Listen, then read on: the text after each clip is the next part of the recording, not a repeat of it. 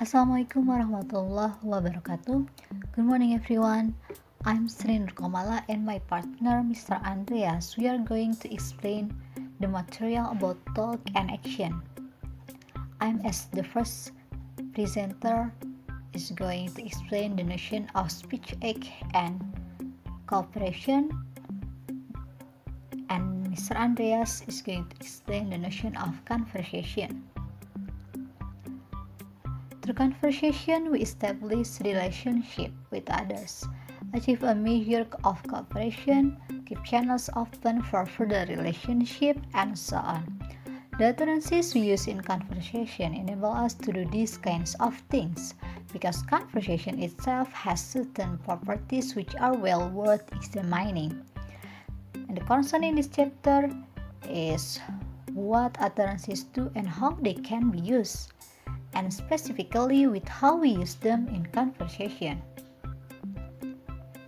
According to Shirley, we perform different kinds of act when we speak. Kefren stated that language can do things, can perform acts, because people share constitutive rules that create the acts and that allow them to label utterances as particular kinds of acts. To be more understand about speech act, I'm going to explain the notion of utterance and proposition. One thing that many utterances do is make proposition. They do this mainly in the form of either statements or question, but other grammatical forms are also possible. Such utterances are connected in some way with event or happens in a possible word. For example, when death can be experienced or imagined, a world in which such proposition can be said to be either true or false. They have been called constative utterances. And here is the example: I had a busy day today. A different kinds of proposition is the ethical proposition. For example, big boys don't cry. Just like an ordinary proposition, an ethical proposition may be true or false, although not in the same sense, but truth and falsity are not the real purpose of ethical proposition. The real purpose is to serve as guides to behavior in some word or others. Austin, a philosopher, distinguishes still another kinds of utterance from this, the performative utterance. In using a performative utterance, a person is not just saying something, but is actually doing something if certain real world conditions are met. For example, I sentence you to 5 years in jail. To hear someone say the sentence to you in still other circumstances is to look forward to a rather bleak future. A speech act changes in some way the condition that exists in the world. It does something, and it is not something that in itself is either true or false. Truth and falsity may be claims made about its having been done, but they cannot be made about the actual doing. Austin mentioned falsity condition that performatives must meet to be successful. The first, a conventional procedure must exist for doing whatever it is to be done, and that procedure must specify who must say and what and in what circumstances. The second, all participants must properly execute this procedure and carry it through to completion. And the third, the necessary thoughts, feelings, and intention must be present in all parties. Austin divides performatives into 5 categories: predictives, exercitive, commissives, behabitives, and expositives. Predictives, typified by the giving of a verdict, estimate, grade, or appraisal. And the second, exercitive, the exercising of powers, rights, or influences, as in appointing, ordering, warning. Commissives, typified by promising or undertaking and committing one to do something. For behabitives, having to do with such matters as apologizing, congratulating, blessing, or challenging. And for expositives, this term used to refer to how one makes utterances fit into an argument or exposition. According to Shirley, we perform different kinds of acts when we speak. The utterance we use is locution. The locution that expresses some intent that a speaker has is elocution. Elocution also often causes listeners to do things. To that extent, they are perlocution. If you look at how we perform certain kinds of acts, rather than at how particular types of utterances perform acts, we can, as Shirley has indicated, categorize at least 6 ways in which we can make requests or give orders, even indirectly. For the first, there are utterance types that focus on the hearer's ability to do something. Second, those that focus on the speaker's wish or desire that hearer will do something. The third, those that focus on the hearers actually doing something. The fourth, those that focus on the hearer's willingness or desire to do something. The fifth, those that focus on the reasons for doing something. And the last, those that empt one of the above types inside another. Next, I'm going to explain the notion of cooperation. According to philosophers such as Greece maintains that the overriding principle in conversation is one he calls the cooperative principle. Make your conversational contribution such as is required at the stage at which it occurs by the accepted purpose or direction of the talk exchange in which you are engaged. You must therefore act in conversation in accord with a general principle that you are mutually engaged with your listener or listeners in an activity that is of benefit to all, that benefit being mutual understanding. Greece lists for maxims that follow from the cooperative principle. They are quantity, quality, relation, and manner. The maxim of quantity requires you to make your contribution as informative as is required. The maxim of quality requires you not to say what you believe to be false or that for which you lack adequate evidence. The maxim of relation is the simple injunction, be relevant. And the last, the maxim of manner requires you to avoid obscurity of expression and ambiguity and to be brief and orderly. Conversation make use of the cooperative principle. Speakers and listeners are guided by consideration of quantity, quality, manner, and relation. Next, for the notion of conversation is going to explained by Mr. Andreas.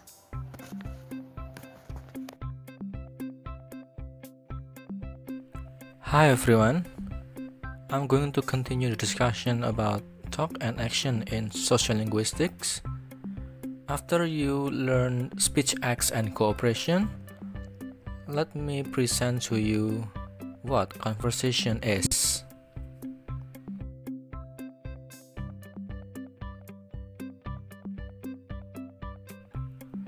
Speech can be planned or unplanned. According to Hawks in 1979, we should note that some speech has a certain amount of planning in it. It may not be all thought out and carefully planned and even rehearsed, as for example, is the welcoming speech of a visiting head of state. But parts may be pre-planned to a greater or lesser extent. As an example, this is our President, Mr. Joko Widodo. The first picture shows us the planned speech. As you can see, he's holding the script. So it is already planned, while the second picture shows the unplanned speech. It was when he was chatting or having a talk with a seller in the market. He has not prepared anything, so the talk happened automatically. Unplanned speech has certain characteristics. What are they? First is the repetitions, and then the use of simple active sentences, speaker and listener combining to construct propositions, stringing of clauses together with and or but, or clauses with no overt links at all, and then deletion of subjects and reference, the use of dictics, for example, words such as this, that, here, and there, and the last is the equivocations or hedges. Okay, what is meant by equivocations? Here are the examples. The words and expressions such as well, like, maybe, but, sort of, you know, I guess, and so on.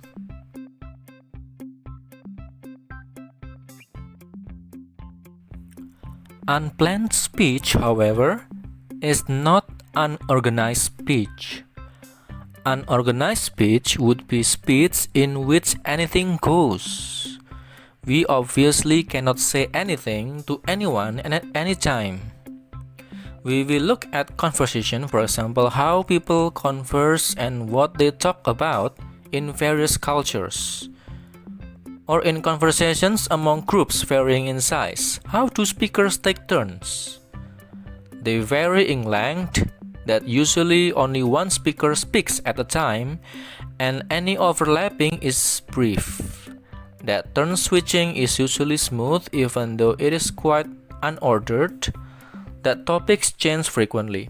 So we can see how people manage conversations, how talk proceeds in turns, how one utterance relates to another often in some kind of pair relationship, how topics are introduced, developed, and changed in the next discussion.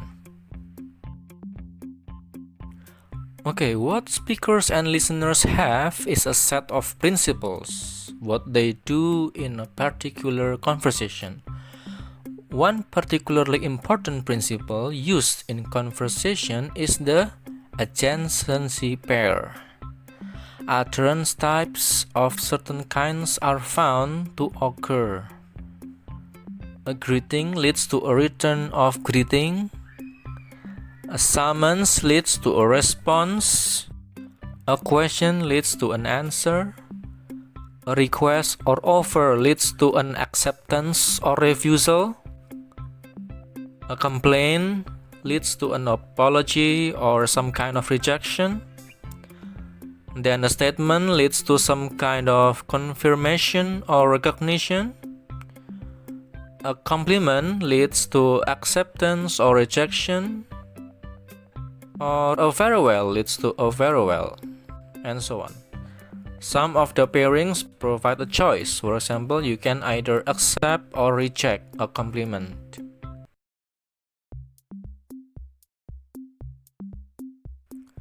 Conversation is a cooperative activity, also in the sense that it involves two or more parties. Consequently, there must be some principles which govern who gets to speak. For example, the principles of turn-taking. First, utterances usually do not overlap other utterances, and the gaps between utterances are sometimes measurable in microseconds. And then second, turn-taking also applies in a variety of circumstances, between as few as two participants and upward of a score, on the telephone as well as in the face-to-face interaction, and regardless of the length of particular utterances or how many people want to take a turn. And the last is the turn-taking may actually vary by cultural group. Tennant in 1987 identifies a New York conversational style and claims that New Yorkers like a lot of talk going on in casual conversation, to the extent that they talk while others are talking. It is speech motivated by high involvement rather than disruption.